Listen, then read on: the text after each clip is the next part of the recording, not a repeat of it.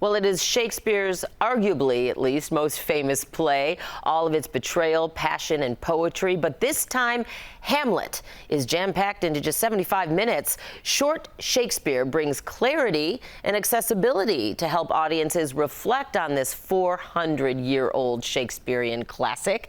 And to learn more about what makes this rendition so unique, we have the star of the show here with us, Jaylon Muchison, Hamlet himself. I'm so honored. Thanks so much for being here. Thank you for having me.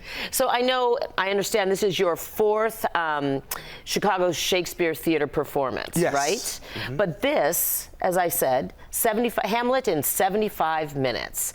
What makes this so unique, and why do you think it's important to try to present Hamlet in a more condensed format? Yeah, so people often think that Shakespeare's work is inaccessible, that people can't really touch it, specifically kids, but I think the reason why we still come back to his plays and we go back 400 years to bring these stories back to life is because the themes of whether it be revenge or being stuck in a system that feels like it's keeping you captive still resonate with us today. And so what we tried to do, and our director Edward Hall has tried to do, is bring it to us anew, in a new light, but also keeping the core story elements of Hamlet. So it's set today. It's set like in a regular city, a neighborhood, we've said, and we try to bring our own modern clothes just as Shakespeare would have done. They didn't dress in different type, like for the Roman plays, they didn't wear togas, they wore what they had. And so I think that's one thing that Edward Hall wanted to do, is bring it to us in that way. But the language is the same. Yes, the language is 100% the same. We haven't changed anything with the language. How do you condense it into 75 minutes? In all seriousness, I mean, what gets cut? I mean, it's a 4.5-hour play, right? So to go from that to 75 minutes is insane. But he wanted to talk about more of the family dynamic. We thought that could also be something that the kids could relate to, the parents, and how Ophelia and Polonius and all their family dynamics work.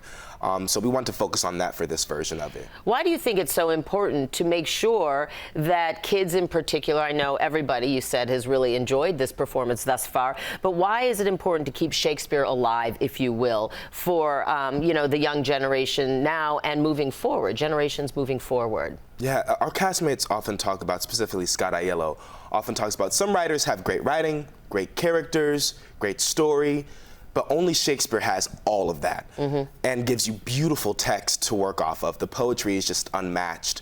And so to be able to bring that for kids, for students of all ages, and to be able to see how they can bring themselves to those words where sometimes I feel like the language that we have doesn't really resonate in that way, but he can just say something so specific and it just brings all of our emotions to it. I think that's very special. How do you like playing Hamlet? Oh, I mean, it's a dream come true, right? I mean, there's so many beautiful actors who have played the role. Obviously, it's canonized for a reason.